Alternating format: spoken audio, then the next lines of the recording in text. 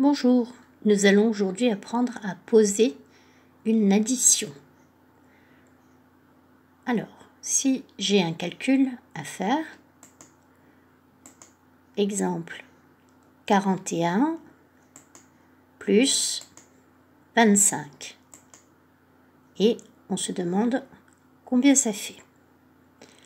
Alors pour cela, je vais poser mon addition en dessous. Mais avant de la poser, je vais placer un petit D pour dizaine et un petit U pour unité. Alors vous voyez que dizaine et unité, enfin que le dizaine, il n'est pas contre la marge. On va laisser un carreau de libre. Je vous expliquerai tout à l'heure pourquoi. Alors maintenant que j'ai mis mon petit D, mon petit U, je vois que dans 41, j'ai 4 dizaines et une unité. Donc, je vais placer mon 41, donc je vais mettre 4 dans les dizaines et je vais mettre le 1 dans la colonne où il y a le petit U pour unité. Maintenant, il faut que je place mon 25 pour calculer. 25, c'est 2 dizaines et 5 unités. Donc je place en dessous du 41 les 2 dizaines de 25 et les 5 unités, toujours de 25. Maintenant, je vais mettre un plus à côté du 25 parce que pour qu'on sache que c'est une addition, d'accord ? Vous verrez plus tard que parfois, là ici c'est un plus, mais quand ce sera une soustraction, ce sera un moins. Plus tard, vous ferez des multiplications, ce sera un multiplié. Donc, il ne faut surtout pas oublier le plus pour savoir quel est le calcul qu'on va faire. Maintenant que j'ai placé mes deux nombres, je vais tracer un trait en dessous pour dire que on additionne seulement ces deux nombres-là et pas un troisième ou un quatrième nombre. Alors, le trait d'opération se fait toujours sur la petite ligne en dessous de celle où le dernier nombre est posé. Vous voyez, le 25 est posé sur une grosse ligne. Eh bien, le trait d'opération se fait évidemment à la règle.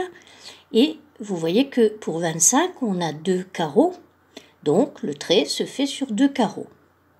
Alors, une petite chose que j'avais oublié de préciser, c'est que quand on pose l'opération, on n'a pas le droit d'avoir plus qu'un chiffre dans chaque carreau. Vous voyez, le 4, il est dans un carreau, le 1, il est dans un autre carreau. Alors que quand les opérations sont en ligne, vous voyez, là, le 4 et le 1 sont dans le même carreau, c'est pas gênant.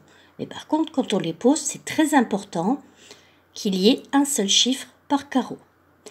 Alors, maintenant que j'ai posé mon opération, il va falloir calculer.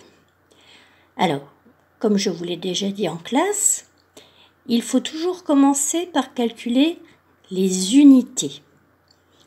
Pour l'instant, vous ne voyez peut-être pas trop pourquoi, mais vous verrez que quand il y aura des retenues, c'est vraiment très important. Donc prenez l'habitude tout de suite.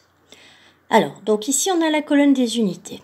Donc on va devoir compter combien ça fait 1 plus 5 ou 5 plus 1.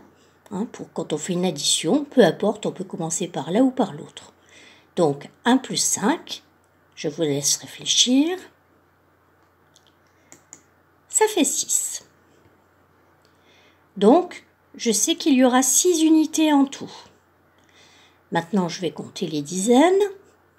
4 plus 2, ou alors 2 plus 4. Et donc, je vous laisse réfléchir à combien ça fait 4 plus 2. Ça fait 6 également. Donc, pour récapituler, je commence par compter les unités, donc en comptant en colonne, d'accord, je ne fais pas 4 plus 1 et 2 plus 5, je fais 1 plus 5 égale 6, et ensuite 4 plus 2 égale 6. Et une fois que j'ai trouvé mon résultat, donc qui est 66, Eh bien, je vais aller l'écrire sur en haut, là où il y a l'opération en ligne, comme ceci. Et donc, maintenant, mon opération est terminée. Donc, avant de poser une opération, il faut toujours d'abord l'écrire en ligne, mettre le égal, et puis quand on a le résultat, une fois qu'on a posé l'opération, eh bien, on n'oublie pas de le rajouter dans l'opération de départ. Voilà.